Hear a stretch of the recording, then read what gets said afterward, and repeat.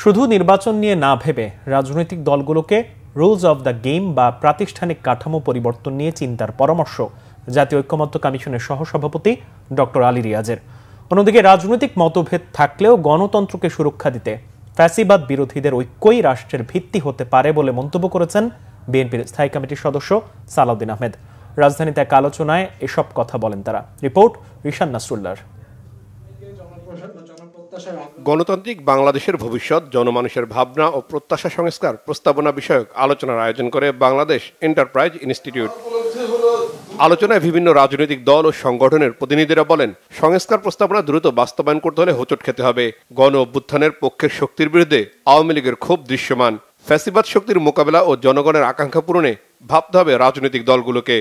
Election যদি স্থগিত হয়, যদি পণ্ড হয়ে যায়, এমনকি ফ্যাসিবাদের শক্তি বাদ দেন, অভ্যুত্থানকারী দলগুলোর মধ্যে, শক্তিগুলোর মধ্যে ভাগ বিভাজন, হিংসা এটা বাড়বে এবং এটা রাজপথে একটা সহিংস বিরোধ বৈরিতাও এটা পর্যবেসিত হওয়ার ঝুঁকিটা বাড়বে।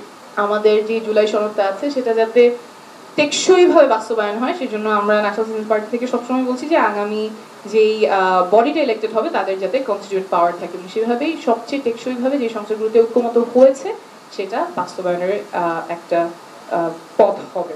নিজেদের রাজনৈতিক লক্ষ্যকে সামনে আনতে গিয়ে যে এইখানে শক্তি ভারসাম্যে একক কোন শক্তির কর্তৃত্ব প্রতিষ্ঠা হয়নি, এটা একটা বাস্তবতা।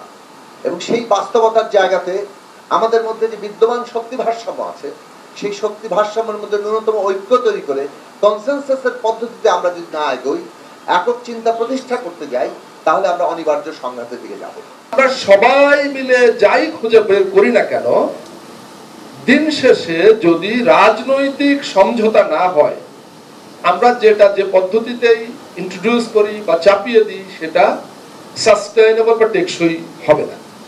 এখন আমার শেষ কথা হলো, আসুন আমরা সবাই মিলে দোয়া করি যে আমাদের নেতারা, আমাদের পলিটিশিয়ানরা যত তাড়াতাড়ি আমাদের সামনে সেই তৃতীয় বা বিকল্প সত্যটা হাজির করবেন, তত তাড়াতাড়ি আমরা মুক্তি পাবো।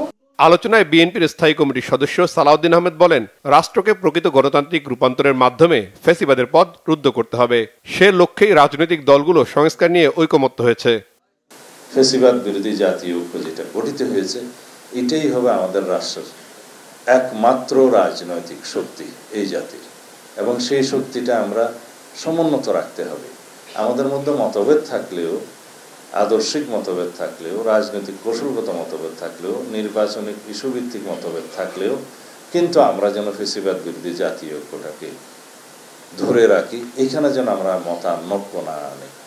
এখন যারা বলছেন যে ঈশান কোণে ম্যাচ দেখছে বা দুই একটি রাজনৈতিক দল বিভিন্ন রকমের বক্তব্য দিয়ে তাদের রাজনৈতিক অবস্থান বা সুবিধা আদায়ের বা যে কোনো রকম হয়তো তাদের উদ্দেশ্য সাধনের চেষ্টা করছে, সেটাকে আমি বক্তব্য হিসেবে স্বাগত জানাই। ডেমোক্রেটিক রাইট হিসেবে তাদের সেইটা আছে, সেটাকেও স্বাগত জানাই। কিন্তু আমি বিশ্বাস করি এন্ড অফ দি ডে জাতীয় ঐক্যের স্বার্থে, ফ্যাসিবাদের পুনরুত্থান না হওয়ার এই প্রত্যাশার স্বার্থে তারা সবাই গণতান্ত্রিক পদ্ধতিতে ফেরত আসবেন, এটা আমাদের প্রত্যাশা। অন্যদিকে রাজনৈতিক দলগুলোর মধ্যে আস্থা দূর করে গণতান্ত্রিক প্রতিষ্ঠানকে আরো কার্যকর করতে ভূমিকা রাখার পরামর্শ দেন ঐকমত্য কমিশনের সহসভাপতি ডক্টর আলী রিয়াজ।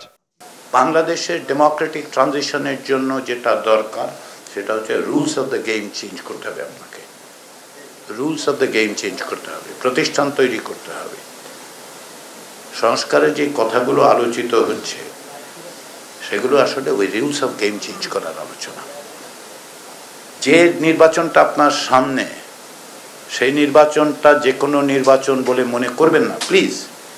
আপনাদের কাছে আমার একান্ত অনুরোধ, হাত জোর করে বলতেছি, ফাউন্ডিং একটা ইলেকশনের দিকে বাংলাদেশকে নিতে হইলে কেবলমাত্র তত্ত্বাবধায়ক সরকার বা অন্তর্বর্তী সরকার ব্যবস্থা করবে, এটা ভাইবেন না। আলোচনায় ঐকমত্য কমিশনের মেয়াদ বাড়িয়ে সংকটের সমাধানে আলোচনার উদ্যোগ বহাল রাখার পরামর্শ দেন বিভিন্ন দল ও সুশীল সমাজের প্রতিনিধিরা। রিশান নাসরুল্লাহ, বাংলা ভিশন, ঢাকা।